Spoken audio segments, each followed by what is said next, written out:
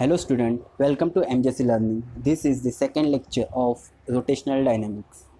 In the first lecture, we had learned about circular motion, centripetal force, centrifugal force. In this lecture, we will study about an application of circular motion. In order to understand an application of circular motion, we are going to discuss about a vehicle along a horizontal circular track. In this section, we are considering an ideal smooth surface and rough surface. In reality, ideal smooth surface doesn't exist. Later, we will be study the science behind how stuntsman perform stunt in a veil of death. So let us start with the topic vehicle along a horizontal circular track. Let us assume road is smooth, means there is no friction between tire and road. If a vehicle will tries to perform circular motion, then it will move outward due to centrifugal force. Vehicle cannot move in a circle since there is no centripetal force. In real life, smooth surface never exists. So, frictional force always acts. When a vehicle tries to perform a circular motion on rough surface, it tends to move outward due to centrifugal force. But frictional force balance centrifugal force and vehicle successfully perform a circular motion. Here, the necessary centripetal force is provided by force of friction. There are two more forces acts on vehicle, its weight mg and normal reaction n, both having same magnitude and opposite direction. Therefore, they cancel each other. Normal reaction n directed upward, weight directed in downward, and force of static friction directed towards the center. This is the vertical section of car moving on horizontal circular track. So, as we discussed in previous slide, there are three forces acting on the vehicle. Weight mg in vertically downward direction, normal reaction and in vertically upward direction, force of static friction directed towards the center. Here note that force of static friction is self-adjusting force, means its value changes according to the relative motion of a vehicle. In this case, according to centrifugal force, as centrifugal force increases, force of static friction also increases, and it prevents vehicle to skid outward. But there is a upper limit of static friction known as limiting force of static friction. That is that maximum value of static friction, which is given by F equals to mu into N, where F is known as limiting force of static friction, N normal reaction, and mu coefficient of static friction. So, mu is equals to Fs upon N.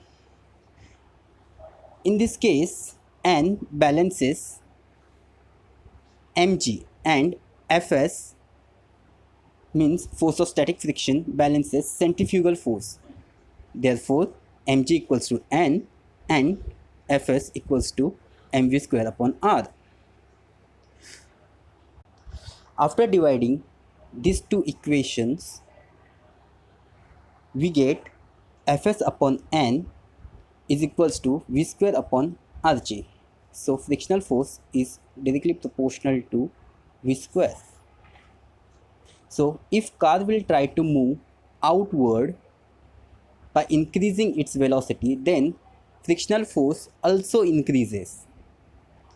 But if the friction but if the centrifugal force greater than frictional force, then frictional force will not be able to stop it and car will skid. What will be the maximum possible speed at which car will not skid? So for this we have to consider frictional force is equals to limiting force of static friction. So Fs becomes Fs maximum, and we have formula for Fs maximum is Fs maximum upon n is equals to mu. So using this equation, Fs maximum upon n, which is equals to u, is equals to v square maximum upon rg. So it gives Vmax is equals to square root of mu s rg, where mu s is force coefficient of static friction, r radius of the circular track, g acceleration due to gravity, and Vmax is the maximum possible speed at which car will not skid. So if horizontal circular path is smooth, then vehicle cannot perform a circular motion, and if horizontal circular path is rough, then up to a certain maximum velocity car can perform a circular motion without skidding. Here is the formula: Vmax is equals to square root of mu rg, and if speed of the vehicle is greater than Vmax, then vehicle will skid. Let us see where we can use this concept. So first is wheel of death, known as मौत का कुआं. In wheel of death, stuntman drive a vehicle in a horizontal circles on vertical wall as shown in the picture.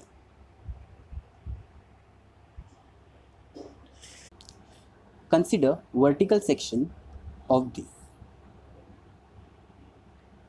Consider vehicle is at this position.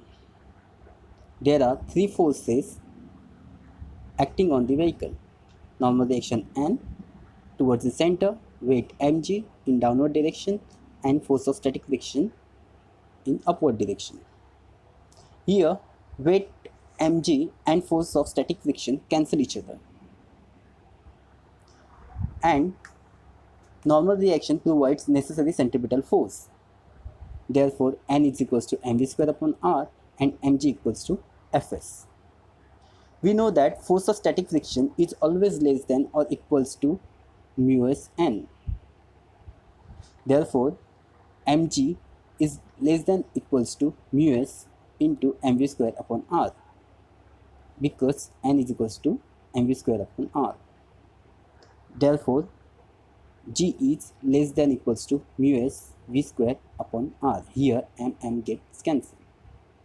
Therefore v square is greater than or equals to rg upon mu s, and v minimum is equals to square root of rg upon mu s. Here v minimum is the minimum velocity. It is depends on radius of circular track and coefficient of static friction. So we will stop here. In the next lecture we will study some more application of circular motion, and we will discuss about banking of road in details. So see you in the next lecture. Thank you.